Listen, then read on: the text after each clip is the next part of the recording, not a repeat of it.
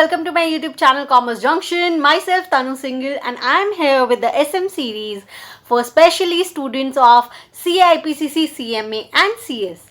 Yes, जैसे कि आपको पता होगा कि SM में 7 चैप्टर्स है, तो डेली आपको एक वीडियो मिलेगी ताकि 7 दिन में आपका पूरा सिलेबस कंप्लीट हो जाए। ये रिवीजन लेक्चर्स हैं, तो इसीलिए अगर आपको टेक्निकल वर्ड्स जो कि याद करने होते हैं तो उसके लिए आपको रीडिंग आपको अपने इंस्टीट्यूट के मॉड्यूल से करना होगा। ठीक है, ये रिवीजन के लिए है ताकि आप लास्ट मोमेंट पे आप इसे रिवाइज करो और आपको सारी चीज़ें याद आ जाएं। ओके, जो मैं नोट्स इसमें यूज़ करने वाली हूँ वो आपको टेलीग्राम ग्रुप में मिल जाएगा और टेलीग्राम ग्रुप का लिंक मैं डिस्क्रिप्शन में दे दूँगी, तो वहाँ से आप जाके उसे ज्वाइन कर सकते हो और अपने लिए नोट्स डाउनलोड कर सकते हो। तो चलिए ज़्यादा टाइम वेस्ट नहीं करेंगे और जल्दी से इसे देख लेंगे कैसे क्या चीज़ें हैं। तो आज जो हम चैप्टर करने वाले हैं वो है बिजनेस एनवायरनमेंट। सी, अगर हम चैप्टर पढ़ रहे हैं बिजनेस एनवायरनमेंट तो दो शब्द से मिलके बना है, बिजनेस एंड एनवायरनमेंट। तो first we have to know about what is business, तभी तो हम जान पाएंगे ना कि बिजनेस एनवायरनमेंट क्या है। तो इसके लिए हम बिजनेस की डेफिनेशन देखते हैं और बिजनेस की डेफिनेशन 3 पॉइंट ऑफ व्यू से गिवन है। एक है एंटिटी के व्यू से, एक है वर्क के व्यू से और एक है प्रोसेस के व्यू से। इसका मतलब क्या है, अगर मान लो आप एंटिटी हो तो आपके लिए बिजनेस क्या है, आपकी कोई कंपनी या आपने जो कॉर्पोरेशन बना रखा होगा, लोगों ने मिलकर जो काम करते हो वो आपके लिए आपका बिजनेस होगा। अगर आप डेली किसी एक काम में बिजी रहते हो, अगर आप डेली एक काम में बिजी रहते हो तो वो आपके लिए आपका बिजनेस होगा। जो भी किसी का ऑक्यूपेशन या प्रोफेशन होता है वो उसका बिजनेस होता है। प्रोसेस व्यू क्या मतलब हो गया, जैसे कि आप डेली कोई ना कोई प्रोसेस कर रहे हो, जैसे purchasing, processing, manufacturing, selling and marketing of products, तो ये आपके लिए बिजनेस हो गया। तो अब आई होप आपको बिजनेस की डेफिनेशन समझ आ गई होगी हर एक के पॉइंट ऑफ व्यू से कि जो काम करता है, रेगुलरली करता है, अर्निंग के लिए करता है, वो उसके लिए बिजनेस होती है। चलिए अब आगे हम इसके देखेंगे ऑब्जेक्टिव्स। हमने डेफिनेशन को तो देख लिया था बिजनेस की, अब हम देखेंगे ऑब्जेक्टिव क्या होते हैं बिजनेस के, ताकि हम लोग ये जान सके कि हम लोग बिजनेस करते क्यों हैं, बेसिक गोल क्या होता है। तो सबसे पहला होता है सर्वाइवल। सर्वाइवल का मतलब क्या हो गया कि कोई भी बिजनेस है, अगर आपको भी पता होगा, आपने 12th में पढ़ा होगा, गोइंग कंसर्न कॉन्सेप्ट होता है कि कोई भी बिजनेस अगर चल रहा है तो वो ये नहीं सोचता कि वो बहुत जल्दी उस बिजनेस को बंद कर देगा। तो सबसे पहला ऑब्जेक्टिव यही होता है बिजनेस का कि उसका बिजनेस एक लंबे समय तक चलता रहना चाहिए और अच्छे से चलता रहना चाहिए। तो ये पहला उसका हो गया। उसके बाद होता है स्टेबिलिटी। स्टेबिलिटी का मतलब होता है जो काम आपने एक लिया है, जो बिजनेस आपने स्टार्ट किया है, उसी में ही आप आगे बढ़ रहे हो, उसी को ही अच्छा कर रहे हो, उसी का ही काम इतना स्मूथली चल रहा है कि आपको ज़्यादा छटपटाने की ज़रूरत नहीं है, ज़्यादा इधर उधर भागने की ज़रूरत नहीं है, आपका काम वहीं अच्छा हो रहा है। That is called stability. तो ये भी एक बिजनेस का ऑब्जेक्टिव होता है कि भाई स्टेबिलिटी रहे, काम अच्छे से होता रहे। उसके बाद ग्रोथ। देखो, ग्रोथ हर चीज़ में ज़रूरी होती है। अगर ग्रोथ नहीं होगी तो आप उस सेक्टर में रुकोगे ही क्यों। तो इसीलिए अगर बिजनेस में ग्रोथ होगी तभी तो वो बिजनेस वहाँ मार्केट में टिक पाएगा। तो ये भी उसका एक ऑब्जेक्टिव होता है कि ग्रोथ होनी चाहिए। एक होता है एफिशिएंसी। एफिशिएंसी का मतलब क्या होता है कि आप कोई भी काम कर रहे हो, उसमें कॉस्ट कम लग रही है, टाइम कम लग रहा है, प्रोडक्ट अच्छा बन रहा है, रिजल्ट अच्छा आ रहा है। दैट इज कॉल्ड एफिशिएंसी, कि कोई काम को इतने बहुत अच्छे से करना ताकि उसका मैक्सिमम यूज़ हो सके। तो बिजनेस का भी ये मोटिव होता है कि जो उसका बिजनेस है वो एफिशिएंट वे में काम कर रहा हो, एफिशिएंटली काम करे ताकि वो बेस्ट आउटकम दे सके। अच्छा, प्रॉफिटेबिलिटी। अगर कोई बंदा बिजनेस कर रहा है तो प्रॉफिट के लिए ही तो बिजनेस करेगा, बिजनेस तो किया ही जाता है प्रॉफिट के लिए, तो इसीलिए इसमें आता है प्रॉफिटेबिलिटी, इसका मेन ऑब्जेक्टिव हो जाता है। उसके बाद होता है अदर ऑब्जेक्टिव्स। अदर ऑब्जेक्टिव्स भी होते हैं, जैसे कि हम लोग कस्टमर सर्विसेज दे रहे हैं, अच्छे प्रोडक्ट्स दें, हम अपने एनवायरनमेंट में कुछ कंट्रीब्यूट कर पाएँ, एम्प्लॉयज़ के लिए कुछ कर पाएँ। तो ये सारे इस तरीके के बहुत सारे ऑब्जेक्टिव्स और भी होते हैं। अच्छा, आपको ये सारी रीडिंग ज़रूर लेनी है, यहाँ रिवीजन पर्पस से है, तो यहाँ हमने सारे के सारे ऑब्जेक्टिव कवर कर लिए हैं। Survival, stability, growth, efficiency, profitability and others में आप ये सारी चीज़ें लिख सकते हो। ठीक है, यहाँ पर हमने अपने ऑब्जेक्टिव कंप्लीट कर लिए थे। उसके बाद बात कर ली थी बिजनेस की, तो अब बात हम करेंगे बिजनेस एनवायरनमेंट की। ठीक है, अगर मैं बिजनेस एनवायरनमेंट की बात करती हूँ तो उसके लिए मुझे इसके कैरेक्टरिस्टिक्स देखने होंगे। तो सबसे पहले कैरेक्टरिस्टिक आता है pervasiveness, then complexity, multifaceted, far reaching impact and dynamic. Pervasiveness का मतलब क्या होता है, अगर कोई बिजनेस इंटरप्राइजेस है वो किसी वैक्यूम में बंद होकर तो काम नहीं कर सकता, उसे पूरे मार्केट के अंदर, पूरे इन्वायरमेंट के अंदर काम करना पड़ेगा। इन्वायरमेंट का मतलब सराउंडिंग में काम करना पड़ेगा। तो इसीलिए अगर कोई बिजनेस है, ये जैसे इन्वायरमेंट है, ये बिजनेस है, वो अगर वैसे वर्क कर रहा है तो इन दोनों को आपस में इंटरेक्ट तो करना पड़ेगा ना, तो ये बंद होके काम नहीं कर सकते, तो दैट इज कॉल्ड परवेसिव। इतनी सारी इन्वायरमेंट है, इतने सारे फैक्टर्स है, इतने सारे इवेंट्स है, इतनी सारी कंडीशन है, जब इतनी सारी चीज़ें हो गई तो मतलब कॉम्प्लेक्सिटी होनी है, तो इसीलिए ये कॉम्प्लेक्स होता है। मल्टीफेसिड, आपका एक चेंज किसी एक कंपनी के लिए फेवरेबल हो सकता है, किसी दूसरी कंपनी के लिए अनफेवरेबल हो सकता है, तो इसीलिए ये मल्टीफेसिड होता है। किसी एक के लिए अच्छा हो सकता है, किसी एक के लिए बुरा हो सकता है। फार रीचिंग इम्पैक्ट, बिजनेस का जो इम्पैक्ट होता है वो मतलब सॉरी इन्वायरमेंट का जो इम्पैक्ट होता है वो बिजनेस पे पड़ता है, सभी टाइप के बिजनेस पर पड़ता है। कोई एक चेंज किसी के लिए, जैसे कि मैंने बोला था, कोई एक चेंज किसी के लिए फेवरेबल अनफेवरेबल हो सकता है। इन्वायरमेंट में ज़रा सा चेंज बिजनेस में, पूरे बिजनेस में भी चेंज ला सकता है, या फिर बड़ा सारा चेंज हमारे बिजनेस पे इम्पैक्ट नहीं करा अगर हम उस इंडस्ट्री के नहीं हैं तो इसका भी इम्पैक्ट रहता है, हमारे इन्वायरमेंट का इम्पैक्ट हमारे बिजनेस पे रहता है। अच्छा, उसके बाद आता है डायनेमिक।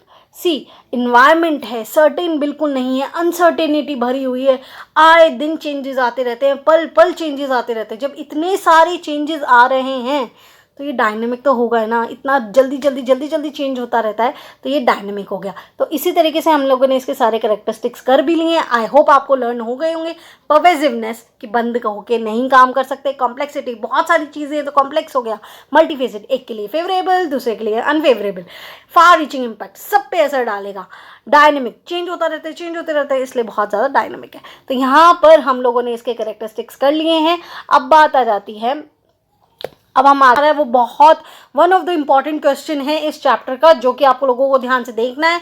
ये आरटीबी में भी था और एक दो बार क्वेश्चन में भी आ चुका है, तो जल्दी से पहले तो इसका क्वेश्चन का मीनिंग समझो कि क्वेश्चन पूछ क्या रहा है, क्योंकि आधी बार क्या होता है हम लोगों को आंसर पता होता है, हमें क्वेश्चन नहीं पता होता है, यही गलती बच्चे करके आते हैं।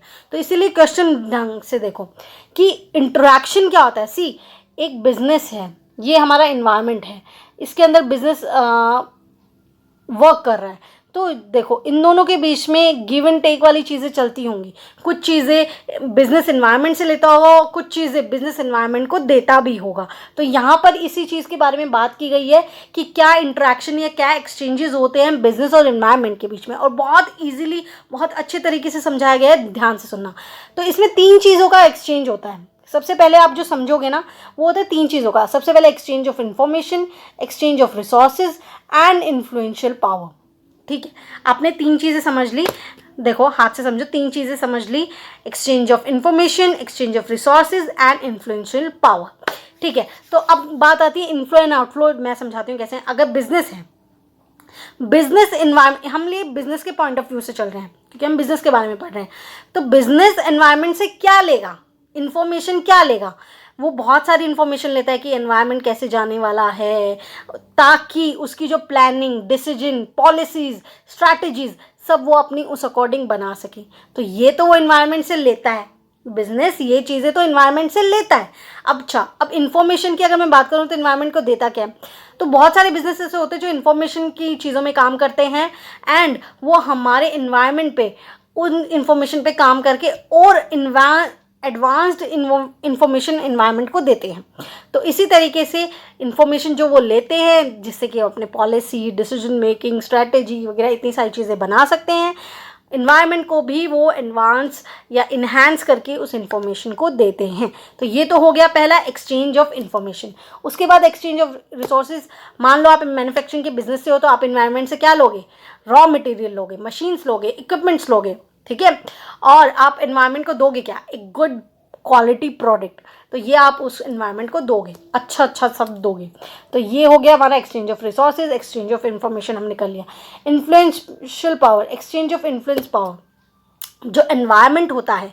अच्छा, इन्फ्लो क्या है, एनवायरनमेंट हो गया जिसके अंदर government, competitor, customer, supplier, investors जो ये होते हैं, इन अगर ये देखिए तो इन सब का जो इम्पैक्ट होता है वो बिजनेस पे पूरा होता है। ठीक है, इन सभी का, कस्टमर ही नहीं होंगे किसी प्रोडक्ट को लेकर तो उसका प्रोडक्ट को बना के कंपनी करेगी क्या, कुछ नहीं कर सकती, बन ही नहीं कर सकता, कंपनी बंद करनी पड़ जाएगी। तो इसीलिए इनका इम्पैक्ट जो होता है वो बिज़नेस पे बहुत ज़्यादा होता है। तो उनका इन्फ्लो कि उनका इम्पैक्ट हमारे बिज़नेस पे बहुत ज़्यादा पड़ रहा है। अच्छा, हमारा इम्पैक्ट भी एनवायरनमेंट पे होता है। अगर हम भी किसी चीज़ में, अगर मान लो मैं किसी चीज़ में मोनोपोली रखती हूँ, किसी प्रोडक्ट में या किसी चीज़ में, और वो हमारे एनवायरनमेंट के लिए बहुत ज़रूरी है, तो मेरा बिज़नेस भी बहुत ज़रूरी हो जाएगा एनवायरनमेंट के लिए। ठीक है, तो इसी तरीके से मेरा इम्पैक्ट भी एनवायरनमेंट पे फेवरेबल या अनफेवरेबल तरीके से हो सकता है, उनका भी इम्पैक्ट मुझ पे हो सकता है। तो ये सारी चीज़ें थी कि क्या बिजनेस इन्वायरमेंट से लेता है और क्या बिजनेस इन्वायरमेंट को देता है। 3 चीज़ें हमेशा याद रखना, exchange of information, exchange of resources and exchange of influential power. ठीक है, ये आपका हो गया होगा, बहुत अच्छे से हो गया होगा, बहुत ज़रूरी था ये वाला आपको करना, तो प्लीज़ इसे भूलिएगा नहीं। अच्छा, इसके बाद आता है कि क्या बेसिक गोल्स होते हैं इन्वायरमेंट एनालिसिस के, कि अगर आप एनवायरनमेंट को एनालाइज कर रहे हो तो आपका बेसिक गोल क्या होता है। तो बेसिक गोल बेसिकली मैं ये बातों से ही समझ जाओगे आप लोग कि सबसे पहले तो हम लोगों को ये जानना होता है कि जिसमें हम काम कर रहे हैं वो करंट सिचुएशन क्या है, एंड आने वाले में आपको नहीं बोलते यार सुनने में आ रहा है ऐसा चेंज हो सकता है, वो वाली चीज़ कि एक तो अभी क्या आप किस कंडीशन में काम कर रहे हो, आपकी पोजीशन क्या है, आप करंट सिचुएशन क्या है, एंड आने वाले समय में क्या चेंजेस आ सकते हैं। तो सबसे पहला बेसिक गोल तो ये होता है ये जानना। उसके बाद ये जानना कि जो हमें पता लगा है जो चेंज है वो सिग्निफिकेंट है या नहीं है, ढंग का चेंज है या नहीं है, उसके लिए फेवरेबल है या नहीं है हमारी कंपनी के लिए, ये सारी टाइप की चीज़ें हम लोग सोचते हैं। और उसके बाद हम लोगों को ये पक्का हो गया कि भैया हाँ अब ये चेंज आने वाला है और ये बिज़नेस को ऐसे अफेक्ट करने वाला है, तब हम स्टार्ट कर देते हैं सोचने के लिए, स्ट्रैटेजीज बनाने के लिए कि अब इससे लड़ा कैसे जाए, इससे डील कैसे किया जाए। तो बेसिक गोल 3 यही होते हैं कि सबसे पहले ये जानो कि आपके बिजनेस पे क्या थ्रेट या क्या अपॉर्चुनिटीज़ आने वाली हैं, या फिर क्या पोटेंशियल चेंजेस आने वाले हैं, या आप क्या करंट कंडीशन में अभी आप काम करते हैं। दूसरी चीज़ कि हाँ ये चेंजेस पक्के पक्के आने वाले हैं, इससे हमारे बिजनेस में ये इम्पैक्ट होने वाला है। अच्छा, हमने इम्पैक्ट जान लिया तो अब हम क्या करेंगे, उसके बारे में स्ट्रैटेजीज बनाएंगे, प्लान्स बनाएंगे। अच्छा ये होने वाला है तो मैं अब सारे के सारे प्लान्स इसके अकॉर्डिंग बना लूँगा। ठीक है, तो यहाँ पर हमारे ये बेसिक गोल कंप्लीट हो गए थे इन्वायरमेंटल एनालिसिस के। आई होप आपको समझ आ रहा होगा, मैं बार बार यही बोलती हूँ, आई होप आपको समझ आ रहा होगा, लिटरली मैं यही होप कर रही हूँ। अच्छा, अब हम आता है कि अगर देखो इन्वायरमेंट इन्फ्लुएंस करता है, इन्वायरमेंटल इन्फ्लुएंसेस को समझने में क्या क्या प्रॉब्लम्स फेस करनी पड़ती है, अब उसका देखते हैं कि हमें क्या क्या प्रॉब्लम आती है कि हम लोग समझ नहीं पाते कि इन्वायरमेंट क्या क्या इन्फ्लुएंस करेगा, क्या क्या चेंजेस ला सकता है। तो डाइवर्सिटी, जो इन्वायरमेंट है ना उसके अंदर बहुत सारे इन्फ्लुएंसेस आते हैं, बहुत सारे, वो किसी भी फैक्टर को इन्फ्लुएंस कर सकता है। तो डाइवर्सिटी की वजह से हमें समझने में दिक्कत हो जाती है कि अच्छा इस चीज़ से कौन सा पर्टिकुलरली कौन सा फैक्टर इफेक्ट होगा। ठीक है, दूसरी चीज़ अनसर्टेनिटी, अरे अनसर्टेनिटी तो भरी पड़ी है। सर्टेनिटी का मतलब कुछ सर्टेन है कि हाँ ऐसा ही होगा। अनसर्टेनिटी का ये कि हाँ हम सोच के चल रहे थे, उसमें भी हम कितने % ही श्योर क्यों ना हो कि एनवायरनमेंट में ये चेंजेस आएंगे, फिर भी एक अनसर्टेनिटी बनी रहती है कि कब कौन सी चीज़ कैसे बदल जाए, बिगड़ जाए, हमें नहीं पता होता। तो इसीलिए ये भी एक प्रॉब्लम हो जाती है कि ये अनसर्टेनिटी होती है एनवायरनमेंट में, तो हम लोग नहीं पहचान पा सकते, पूरा एक्यूरेसी से नहीं बता सकते। कॉम्प्लेक्सिटी, सी ये तो हम लोगों ने इसके कैरेक्टरिस्टिक्स में ही पढ़ लिया था, इतने सारे इवेंट्स, इतने सारे फैक्ट्स, इतने सारे कंडीशंस, इतने सारे फैक्टर्स होते हैं, तो कॉम्प्लेक्स तो होना ही है। तो हमारे पास 3 चीज़ें आ गई जिसकी वजह से हमें प्रॉब्लम होती है ये जानने के लिए कि इन्वायरमेंटल इन्फ्लुएंस किस किस फैक्टर को करेगा, इन क्या क्या चीज़ें इन्फ्लुएंस होंगी। तो डाइवर्सिटी होती है क्योंकि बहुत सारा होता है, अनसर्टेनिटी होती है बहुत जल्दी जल्दी चेंज होता है, रुका नहीं रहता है, और कॉम्प्लेक्सिटी बहुत सारी चीज़ों की वजह से हो जाता है। ठीक है, तो यहाँ पर तक हमने इसका ये चैप्टर की काफ़ी हद तक चीज़ें कर ली हैं। अब आगे देखते हैं और भी चीज़ें कैसे करेंगे। ओके, उसके बाद आता है कि एक्सप्लेन करना है माइक्रो इन्वायरमेंट। क्या होता है इंटरनल इन्वायरमेंट वाली चीज़ें, मतलब बिजनेस के आसपास वाली चीज़ें जो होती है ना, वो इन्वायरमेंट की जो चीज़ें होती हैं वो माइक्रो इन्वायरमेंट होती है। जो बाहर की आउटर में जो चीज़ें होंगी वो मैक्रो इन्वायरमेंट वाली चीज़ें होंगी। तो माइक्रो में क्या क्या आ गया, मैं एक ये एग्जांपल से समझा देती हूँ, आपको कभी भूलने को नहीं होगा। जैसे कि आपका ये बिज़नेस है, ये एक इन्वायरमेंट में काम कर रहा है, आप एक मैन्युफैक्चरिंग बिजनेस कर रहे हो, तो सबसे पहले तो ये मार्केट आपके लिए आसपास जिसमें आप काम कर रहे हो ये आपका इंटरनल इन्वायरमेंट हो गया, मतलब माइक्रो इन्वायरमेंट हो गया। अच्छा, यहाँ पर आप जैसे काफ़ी लोग होंगे जो काम कर रहे होंगे, तो आपके जो कॉम्पिटिटर्स हो गए वो भी आपके माइक्रो इन्वायरमेंट में आ जाते हैं। अच्छा, आपका मैन्युफैक्चरिंग का काम था तो आपने रॉ मटेरियल किसी थर्ड पार्टी से मंगाया, मतलब अपने सप्लायर से मंगाया, तो सप्लायर भी आपका माइक्रो इन्वायरमेंट में आ जाएगा। आप ये गुड देते किसके हो, या तो होलसेलर और रिटेलर को दोगे ना, ताकि वो कस्टमर तक पहुंचा सके। तो होलसेलर्स भी आपके क्या हो गए, इन माइक्रो इन्वायरमेंट में आ गए। कस्टमर्स भी आपको इम्पैक्ट, आपका कस्टमर से डायरेक्टली लिंक नहीं है, लेकिन आप जो करते हो वो तो करते तो कस्टमर के लिए हो तो वो तो आपके बिजनेस को अफेक्ट कर सकता है, तो ये भी माइक्रो इन्वायरमेंट में आ जाता है। और आप खुद तो अपने आप को सेल्फ रिलाइज, खुद को भी तो चेक करना पड़ता है ना, कहीं मैं ही तो गलत नहीं हूँ, तो इसीलिए ये भी आप खुद भी माइक्रो इन्वायरमेंट में आते हैं। तो आई होप अब आपको ये समझ आ गया होगा जो मैं समझाना चाह रही थी।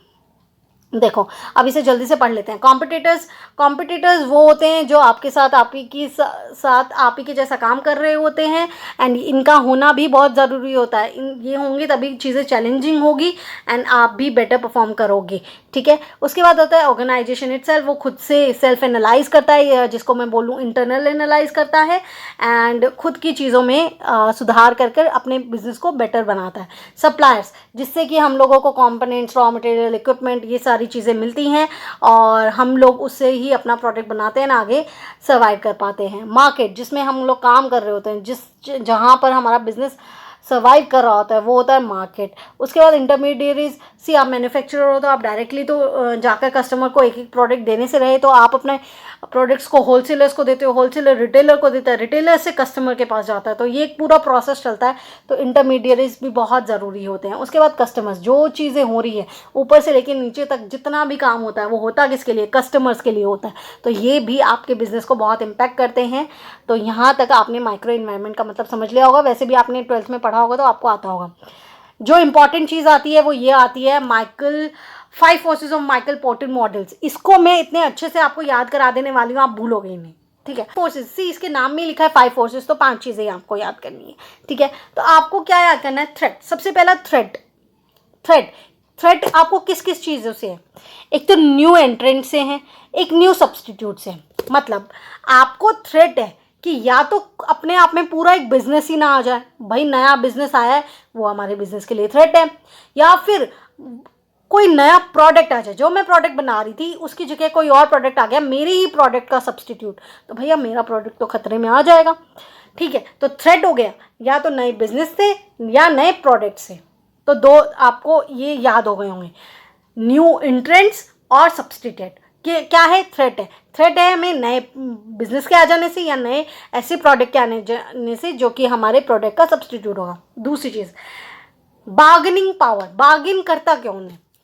सी आप अगर रॉ मटेरियल खरीद रहे हो, हमने रॉ मटेरियल खरीद है सप्लायर से, और हमारी कंपनी ये है, हम लोग इससे रॉ मटेरियल खरीद रहे हैं, तो कहेंगे सप्लायर को, यार हम तो हमेशा ही लेते हैं, बल्क में उठाते हैं, तू हमारा कम पैसा लगा, हमें नहीं पता। तो यहाँ पर आप बार्गेनिंग कर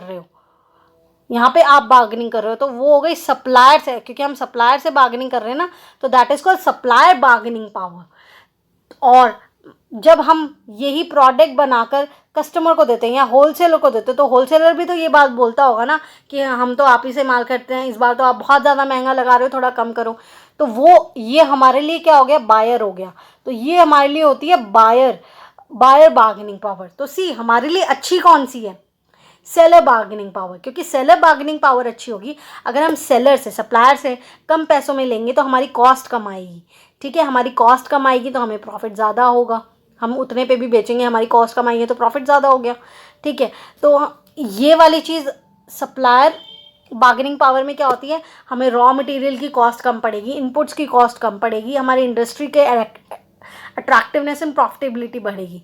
अगर बायर्स की बार्गेनिंग पावर ज़्यादा है तो उससे क्या होता है, प्रोडक्ट की प्राइसेस कम हो जाएगी, हमने जो इन्वेस्टमेंट की है उसमें लॉसेस हो सकते हैं, कॉस्ट ज़्यादा हो जाएगी। तो ये वाले हो गए। तो इसी तरीके से अब आपको समझ आ गया, थ्रेट हमें दो चीज़ों से, नया बिजनेस से और नए प्रोडक्ट से। बार्गेनिंग पावर, सप्लायर की बार्गेनिंग पावर तो सप्लायर बार्गेनिंग पावर, बायर से बार्गेनिंग पावर तो बायर की बार्गेनिंग पावर। आप समझो कि मैं बिजनेस हूँ, मैं सप्लायर से जब बार्गेनिंग करती हूँ तो सप्लायर की बार्गेनिंग पावर, जब मैं बायर से बार्गेनिंग करती हूँ तो बायर्स बार्गेनिंग पावर। तो यहाँ पर आपको समझ आ गया होगा। एक होता है राइवल सेलर्स। सी अभी जो हम बात कर रहे थे नए लोग आएंगे, तो जितनी बात हो रही थी वो नए लोगों के लिए हो रही थी। राइवल सेलर्स वो हो गए जो ऑलरेडी, जो पहले से ही उस बिजनेस में एग्जिस्ट कर रहे थे, जो पहले से ही आपके कॉम्पिटिटर्स थे, वो नई नई पॉलिसीज ला के, नए मतलब तरीके लगा के अपने प्रोडक्ट की प्राइसेस को कम कर दिया, या नई नई स्ट्रैटेजीज लगा के कंपटीशन करते रहते हैं, तो वो भी थ्रेट होते हैं बिजनेस के लिए। तो यहाँ पर हमें आई होप आपको समझ आ गया होगा 5 forces of Michael porter models की। थ्रेट होता है नए बिजनेस और नए प्रोडक्ट से, प्रोडक्ट कि भाई सब्सटीट्यूट ना आ गया हो। अच्छा, बार्गेनिंग पावर, सप्लाई, मैं बिजनेस हूँ, मैं सप्लायर से करती हूँ और बायर मुझसे बार्गेन करता है, बड़ा गंदा लगता है, ठीक है। उसके बाद rival sellers, I hope, sorry अब मैं ये वर्ड बिल्कुल नहीं बोलूँगी। अच्छा, ये हमने यहाँ तक कंप्लीट कर लिया है, आपको समझ आ गया होगा। मैक्रो इन्वायरमेंट, मैक्रो मॉनिक देख लो जो होता है पेस्टल, PESTL। अच्छा, ग्लोबल के लिए G यूज़ करना है तो E के मतलब हो जाता है इन्वायरमेंटल फैक्टर्स। अगर यहीं मैं जी लगा देती हूँ तो आपके ये वाले सारे के सारे कंप्लीट हो जाएंगे, ठीक है। अब जल्दी से देख लेते हैं ये है क्या, जल्दी जल्दी से सुनते रहना। सोशल, सोशो कल्चर दो वर्ड से मिलकर बना है, सोशल और कल्चर। सोशल जिसमें हम लोग रहते हैं, कल्चर जो हमारा है, जैसे कोई हमारा ट्रेडिशन है, हमारे बिलीफ हैं, हमारे एथिक्स हैं, हमारी वैल्यूज़ हैं, तो ये सारे कल्चरल हो गए। तो इसका भी असर हमारे इन्वायरमेंट में पड़ता है। आप मान लो किसी ऐसे एरिया में रहते हो जो प्योर वेजिटेरियन्स का एरिया, जैन एरिया है, वहाँ पर लोग नॉन वेजिटेरियन नहीं खाते हैं, बिल्कुल बिल्कुल भी नहीं खाते हैं, और वहाँ पर आप मीट शॉप खोल के बैठ जाओगे तो आपका इन्वायरमेंट, आपका बिजनेस चलेगा क्या? बिल्कुल भी नहीं चलेगा। आप वहाँ KFC खोलोगे, चलेगा क्या? नहीं चलेगा। तो ये होता है कि आप वहाँ के ट्रेडिशन को देखो, आप वहाँ की चीज़ों को देखो, एंड देन वहाँ अपने बिजनेस को बढ़ाओ। उसके बाद आता है पॉपुलेशन और डेमोग्राफिक। पॉपुलेशन और डेमोग्राफिक का मतलब क्या है, बहुत इजी सा एक एग्जांपल देके समझाऊंगी। मान लो कोई एक ऐसा एरिया है जहाँ पर आदमी लोग ज़्यादा हैं, मतलब मेंस ज़्यादा हैं, वुमेन कम हैं, और वहाँ पर आप कुछ ऐसा बिजनेस कर रहे हो जो कि वुमेन ओरिएंटेड है, तो उसके चलने के चांसेस कम होते हैं और वो इफ़ेक्ट करता है आपके बिजनेस को, और इसको बोलते हैं पॉपुलेशन और डेमोग्राफिक फैक्टर। उसके बाद आता है इकोनॉमिक फैक्टर, कि जहाँ पर मान लो आप एक पोश एरिया में कोई स्टोर खोल रहे हो तो वहाँ पर आप हाई कॉस्ट की चीज़ें रख सकते हो, क्योंकि वहाँ पोश एरिया है ना, तो वहाँ लोग उसको अफोर्ड कर सकते हैं। अगर आप स्लम एरिया में जाके एक बहुत बड़ा स्टोर खोलोगे तो वहाँ वो लोग अफोर्ड नहीं कर सकते हैं उसको, तो वो लोग परचेज़ नहीं करेंगे, उससे आप ही का बिजनेस पे अफेक्ट पड़ेगा। लीगल पॉलिटिकल, गवर्नमेंट आती है, अपनी पॉलिसीज़ के साथ आती हैं, हर किसी की अपनी अपनी पॉलिसी होती है, कभी कोई सब्सिडी देता है, कोई नहीं देता, तो हर चीज़ का इफेक्ट हमारे बिजनेस पे पड़ता है। टेक्नोलॉजिकल, टेक्नोलॉजिकल का क्या है कि बहुत ज़्यादा इंटर रिलेटेड है, इंटर डिपेंडेंट है, साथ ही साथ में बहुत जल्दी बदलती रहती है, बहुत क्रिटिकल भी हो जाता है समझने के लिए, तो ये बहुत इफेक्ट डालती है हमारे बिजनेस के ऊपर। ग्लोबल बात आता है, ग्लोबल, ग्लोबलाइजेशन जो प्रोसेस है, integration of the world into huge market, मतलब हमारे बिजनेस को हम पूरे वर्ल्ड को एज ए मार्केट लेकर चल रहे हैं, एंड देन हम काम कर रहे हैं, तो वो ग्लोबलाइजेशन हो जाता है, एंड इसका इम्पैक्ट भी हमारे बिजनेस पे पड़ता है। तो ये हमने कुछ फैक्टर्स देख लिए थे जिसका इम्पैक्ट हमें बिजनेस पे पड़ता है। ये सारी चीज़ें बहुत ईजी है, इकोनॉमिक्स में आपने पढ़ी होंगी, वापस एक बार रिवाइज करा देती हूँ। Socio culture, population and demographic, economic, legal, political, technological and global. तो आई होप आपको ये आ गया होगा। उसके बाद आता है MNC, मल्टीनेशनल कंपनी। तो मल्टीनेशनल कंपनी होती क्या है? It is the one which operates in more than one country. जो एक कंट्री से ज़्यादा में ऑपरेट करती है वो मल्टीनेशनल कंपनी होती है। इसको हम शॉर्ट फॉर्म में MNCs बोलते हैं, आपने 12th में पढ़ा होगा। अच्छा, फीचर क्या होते हैं कि एक तो ये सारी मिलकर काम करती है, सारी यूनिट्स मिलकर काम करती है, साथ में ये मान लो ये बहुत सारी MNCs हैं, इनका एक जगह से ही सारे रिसोर्सेज आते हैं, उन्हें सारे रिसोर्सेज एक कॉमन पूल में मिलते हैं। अच्छा, इनकी एक कॉमन स्ट्रैटेजी होती है, मतलब जो बेसिक मुद्दा होता है वो उनका एक ही होता है। अगर वो प्रॉफिट मैक्सिमाइजेशन पे चल रहे हैं तो वो किसी भी कंट्री में हो, वो प्रॉफिट मैक्सिमाइजेशन को सोचकर ही अपना बिजनेस सभी कंट्रीज़ में चलाएंगे। तो एक गोल एक ही होता है, उनका एजेंडा बेसिकली एक ही होता है। अच्छा, वो वर्ल्ड को एज ए सिंगल मार्केट देखते हैं, मैंने बोला था ना ग्लोबली वाली चीज़, वो सिंगल मार्केट में देखते हैं, और उनको नेशनल बाउंड्रीज रोकती नहीं है कि अच्छा इस कंट्री में ये है तो ये चीज़ उसको रोकेगी। नो, उनके लिए कोई बाउंडेशन नहीं है, वो अपने काम अपनी ही स्ट्रैटेजीज़ के अकॉर्डिंग करते हैं। तो ये MNCs के बारे में हम लोगों ने यहाँ पढ़ लिया है, एंड इसका शॉर्ट नोट आने के चांसेस होते हैं। अच्छा, एक बहुत इम्पॉर्टेंट टॉपिक है ग्लोबलाइजेशन बाय कंपनीज। ये पेपर में आने के चांसेस बहुत होते हैं, तो इसको ध्यान से सुनना कि रीज़न क्या है कि कंपनीज को ग्लोबलाइजेशन करना पड़ता है या करना चाहिए। ठीक है, तो एक तो है ना बहुत जल्दी rapid shrinking of time and distance, बहुत ज़्यादा, मतलब अब पहले जैसा ऐसा नहीं है कि एक मैसेज अगर मुझे किसी दूसरे के पास पहुंचाना है तो बहुत टाइम लगेगा या कुछ, बहुत जल्दी जल्दी चीज़ें होने लग गई हैं। चाहे मैं ट्रांसपोर्टेशन की बात करूं, चाहे फाइनेंशियल फ्लोज की बात करूं, चाहे कम्युनिकेशन की बात करूं, सभी चीज़ें बहुत फास्ट हो गई हैं। इसलिए हम लोगों को सभी से कनेक्ट रहना चाहिए एंड हम लोग अपने बिजनेस की ग्रोथ कर सकते हैं। दूसरी चीज़, जो डोमेस्टिक मार्केट्स होते हैं वो सैचुरेशन पे पहुंच चुके हैं। डोमेस्टिक मार्केट इतना बड़ा नहीं होता जिसमें सारी की सारी कंपनीज एक ही जगह रहकर एक बहुत ज़्यादा बिजनेस क्रिएट कर सके या बहुत ज़्यादा प्रॉफिट क्रिएट कर सके। उन्हें अगर ज़्यादा क्रिएट करना है तो उन्हें बाहर जाना होगा, अपने पंख पसारने होंगे। अच्छा, एक चीज़ आती है कि डोमेस्टिक मार्केट ना इतने बड़े नहीं होते कि जो भी आप प्रोड्यूस करो सब कुछ यहाँ लग सके या सब कुछ वो कर सको, आप बहुत ज़्यादा एक्सपैंड कर सको। नहीं, इतने बड़े नहीं होते, इसीलिए आपको ग्लोबली जाना पड़ता है। अच्छा, कोई नया प्रोडक्ट है, वो बहुत अच्छा प्रोडक्ट है, तो वो किसी एक जोग्राफिकल या किसी एक एरिया में रह के से लिमिटेड नहीं रहेगा, फिर वो हर किसी को चाहिए होता है। जैसा कि अगर मान लो हम लोग जो यूज़ करते हैं, इक्विपमेंट यूज़ करते हैं, रॉ मटेरियल यूज़ करते हैं, कुछ भी यूज़ करते हैं, वो हमें अगर दूसरी कंट्री में सस्ते मिल रहे होते हैं, जैसे कि लेबर हमें सस्ती मिल रही होती है या कोई रिसोर्सेज हमें सस्ते मिल रहे होते हैं, हम यहाँ पर क्यों वेस्ट करेंगे जस्ट बिकॉज ये हमारी कंट्री है? नहीं, हम दूसरी जगह से ले लेंगे। तो इसीलिए भी ग्लोबली जाते हैं। और साथ में मान लो हमारा जो प्रोडक्ट है वो आउट ऑफ इंडिया जाता है, हमारा जो प्रोडक्ट है आउट ऑफ कंट्री जाता है, लेकिन ट्रांसपोर्टेशन कॉस्ट इतनी लग जाती है कि बस फिर तो लॉस हो जाता है। तो इसी चक्कर में कंपनी क्या करती है, अपने ही मैन्युफैक्चरिंग वहाँ पर स्टार्ट कर देती है उस पर्टिकुलर कंट्री में। तो इसीलिए भी ग्लोबलाइजेशन होता है। तो ग्लोबलाइजेशन के आपने कुछ पॉइंट्स देख लिए हैं कि भाई जिस तरीके से चीज़ें बढ़ रही हैं इसलिए ग्लोबलाइजेशन होता है। डोमेस्टिक मार्केट छोटा है, प्रोडक्ट किसी से रुकता नहीं है, कोई बाउंड्री नहीं होती उसकी। चीपेस्ट रिसोर्सेज के लिए हम लोग बाहर जाते हैं एंड एक्सपेंशन के लिए बाहर जाते हैं एंड साथ ही साथ में ट्रांसपोर्टेशन कॉस्ट इतनी हो जाती है तो हम लोग वहीं पर अपना सेटअप कर लेते हैं। तो इसीलिए हमारे ग्लोबलाइजेशन था। आई होप अब आपको समझ आ गया होगा। अच्छा, हम लोग स्ट्रैटेजीज़ क्या लेते हैं? अगर मैं बात करूँ तो मल्टी डोमेस्टिक अगर हमारी है तो डिसेंट्रलाइज्ड होता है और कस्टमाइज्ड वाली चीज़ चल जाती है। ग्लोबल है तो सेंट्रलाइज्ड कि एक जगह से सारी एजेंडा चलेगा, बाद में सभी कंट्रीज़ में किसी भी कंट्री में हो उसमें फ़र्क नहीं पड़ता। तो वो वाली ट्रांसनेशनल है तो डिसेंट्रलाइज्ड वाली चीज़ चलेगी और सेंट्रलाइज्ड वाली चीज़ें चलेंगी और कस्टमाइज्ड वे में चलेंगी। अच्छा, उसके बाद आता है डिफरेंट स्ट्रैटेजीज़ होती हैं कैसे रिस्पॉन्स करती हैं। तो least resistant, proceed with caution and dynamic response. कि कुछ मान लो आपने स्ट्रैटेजिक एनालाइज किया है कि अच्छा, उसके बाद आता है कि different strategic responses to the environment, कि कैसे हमारी स्ट्रैटेजीज रिस्पॉन्स कर सकती है इन्वायरमेंट। या तो लीस्ट रेजिस्टेंट, आपने कोई ऐसी स्ट्रैटेजी बनाई जिसपे इतना कोई असर ही नहीं पड़ा, चेंज हुआ लेकिन आप असर ही नहीं पड़ा इतना, तो वो हो गया लीस्ट रेजिस्टेंट कि बहुत कम असर पड़ा। प्रोसीड विद कॉशन, भाई देख दाग के अच्छे से चलने वाला। एंड डायनेमिक रिस्पॉन्स, भाई बहुत गंदा रिस्पॉन्स आया, बहुत ज़्यादा रिस्पॉन्स आया, बहुत ज़्यादा अफेक्ट किया है, तो वो वाली चीज़ आती है कि डिफरेंट स्ट्रेटेजिक रिस्पॉन्स क्या क्या आते हैं। उसके बाद आता है, ये इंपॉर्टेंट है, ईजी है, ये बहुत इंपॉर्टेंट है। इसके मैंने अभी क्वेश्चंस भी देखे थे आरटीपी एमटीपी में एंड क्वेश्चंस में भी थे लास्ट ईयर्स के।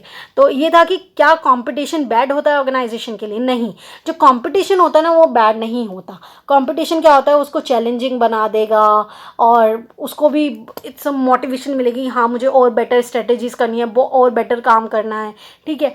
ऑर्गेनाइजेशन को ज़्यादा काम करने में हेल्प कराएगा। साथ में अगर कंपटीशन होगा, कस्टमर्स को कम प्राइसेस में मिलेगा, अच्छा माल मिलेगा, क्योंकि अच्छा प्रोडक्ट नहीं दोगे तो कस्टमर शिफ्ट हो जाएंगे। तो इसीलिए जो कंपनीज है वो अच्छा प्रोडक्ट देगी, चीपर कॉस्ट में देगी, इसलिए कंपटीशन बहुत ज़रूरी है। Competition that make work challenging, competition is neither A coincidence nor a bad luck. अच्छा, कंपटीशन अपने आप में कोई बैड लक वगैरह ऐसा कुछ नहीं होता, कंपटीशन बहुत ज़रूरी होता है बिजनेस के लिए, तभी अच्छे से बिजनेस ग्रो कर पाएगा। आई होप इस चैप्टर को यहाँ पे टाटा बाय बाय कर दिया है। अब हम नेक्स्ट चैप्टर के लिए मिलेंगे। आई होप आपको पूरा समझ आया होगा। कुछ नहीं समझ आया तो मुझे कमेंट सेक्शन में पूछ सकते हैं, टेलीग्राम लिंक आपको मिल जाएगा, वहाँ से आप ये नोट्स डाउनलोड कर लेना। एंड प्लीज़ रीडिंग करना मत भूलना, एंड जितना जल्दी हो सकेगा मैं उतनी ही जल्दी पढ़ाने की कोशिश करूँगी। ये पहली वीडियो थी इसीलिए थोड़ा सा टाइम ज़्यादा हो सकता है, एंड क्योंकि थोड़ा बहुत इंट्रो में भी जाता है एंड थोड़ा सा फर्स्ट डे होता है तो चीज़ें होती हैं। तो आई बस आप लगे रहो, अपने काम करते रहो। Best of luck. एग्ज़ाम्स होंगे तो अच्छे से देना, पोस्टपोन हो जाते हैं तो भी पढ़ते रहना, छोड़ना मत। Best of luck. Okay bye, and subscribe करना मत भूलना।